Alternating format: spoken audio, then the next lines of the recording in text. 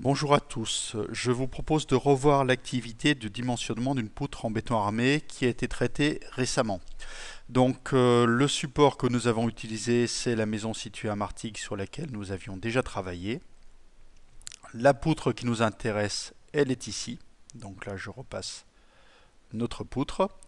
Nous avons au préalable calculé la charge appliquée à cette poutre. Donc nous avons une surface d'influence qui est grosso modo celle-là. La poutre est en appui d'un côté sur un poteau, de l'autre côté sur le mur. Et nous avons trouvé une charge totale de l'ordre de 160 kN, donc charge d'exploitation plus charge propre. Donc nous allons récapituler sur un petit document Word ce que nous connaissons. Ici, donc, on a une charge de 160 kN répartie sur une poutre de longueur 5 mètres. Notre poutre, elle a une hauteur, une largeur de 20 cm. On veut déterminer sa hauteur.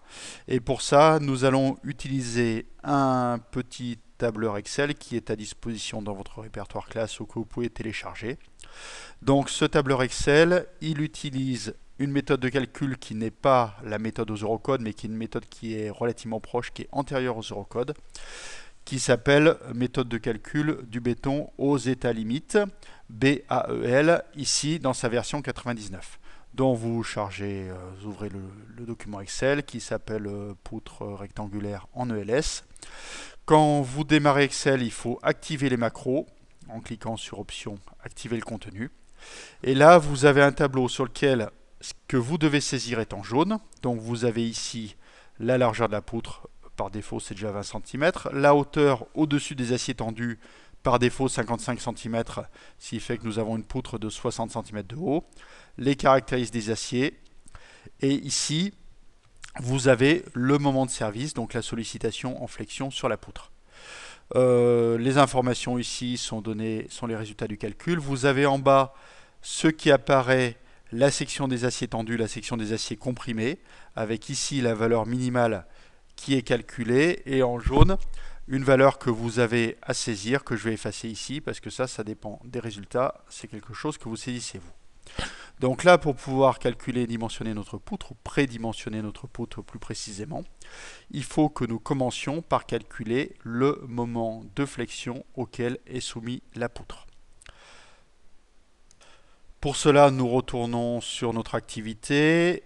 En deuxième page, vous avez en annexe un formulaire des poutres sollicitées en flexion.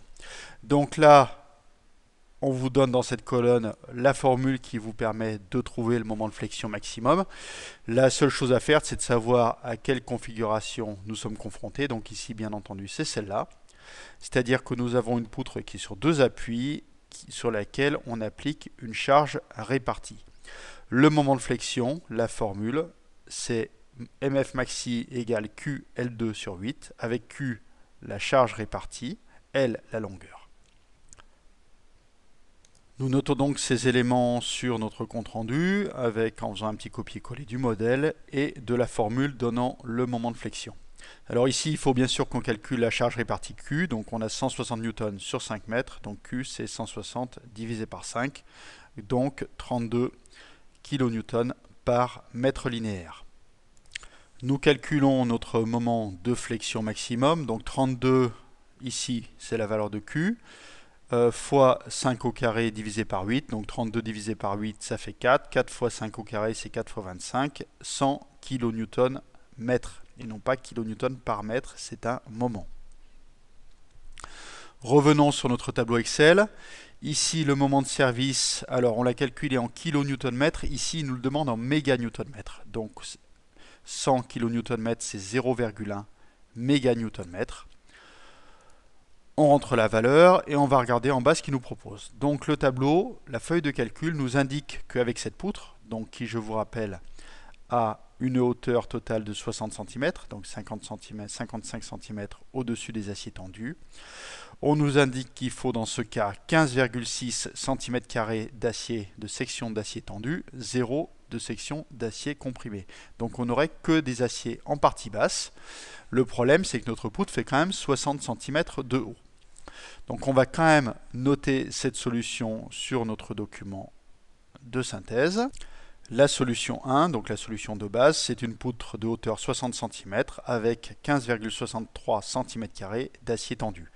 Après 60 cm, ça fait beaucoup. Si notre hauteur sous plafond est de 2,70 comme c'est le cas dans notre bâtiment, on se retrouve avec un dessous de poutre à 2,10 m qui est quand même assez bas. Donc on va essayer d'optimiser tout ça. Nous revenons sur notre tableau Excel et on va regarder un peu si on arrive à diminuer cette hauteur. Donc on avait 55, on va essayer de passer à 25 par exemple. On retourne voir en bas ce qui s'y passe. Là, la feuille de calcul nous dit que la résistance ou le dimensionnement n'est pas vérifié. Donc il faut qu'on augmente un peu. On va passer à 45. 45, ben, c'est vérifié. On va voir si on peut optimiser. 35, donc hauteur totale de poutre 40, ça passe. Si on essaie de diminuer encore un tout petit peu en passant à une hauteur de poutre de 35 cm, là ça passe plus. Ce qui veut dire que la solution optimale, ça serait d'avoir 35 cm au-dessus des aciers tendus, donc une hauteur de poutre de 40 cm. On va regarder en bas ce que nous indique la feuille de calcul, donc on vérifie que c'est bon. On a besoin de 13,51 cm² d'acier tendu et de 5,66 cm² d'acier comprimé. Nous notons cette solution optimale dans notre compte-rendu. Après, il nous reste à voir comment on va obtenir justement ces 13,51 cm² d'acier tendu en partant bien sûr sur des dimensions standards et puis les 5,66 cm² d'acier également sur la partie supérieure. Vous avez là à l'écran donc un extrait d'une documentation d'un fournisseur de fer à béton. Donc les tailles standards de barres, ben, vous avez dans les barres quand même de dimensions significatives. 20 mm, vous avez bien entendu une section de 314 mm², donc 3,14 cm². Si vous passez au diamètre au-dessus, 25 mm, vous avez une section de 4,9 cm². Donc on voit ici que pour obtenir nos 5,66 cm², on met 2 barres de 20, ça suffit. Si on veut obtenir 13,51 cm², on met 3 barres de 25 et ça convient. Donc ça, on va l'indiquer dans le tableau Excel et puis après, il nous restera à faire un petit croquis. Donc ici, on va noter 3 HA25, donc 3 barres haute adhérence diamètre 25 et ici 2 HA20, 2 barres haute adhérence diamètre 20. Et sur notre compte rendu, on fait un petit croquis, alors pas forcément à l'échelle, pour montrer comment sera armée et dimensionnée la poutre dans la configuration optimum d'après notre prédimensionnement. Donc notre poutre fait 20 cm de large, elle fait 40 cm de haut avec des barres qui sont à 35 cm de la face supérieure. Au niveau des aciers comprimés, nous avions donc 2 aciers haute adhérence de diamètre 20. Au niveau des aciers tendus, 3 aciers haute adhérence diamètre 25. On peut, en complément de ça, si on veut, dessiner le cadre. L'activité est terminée.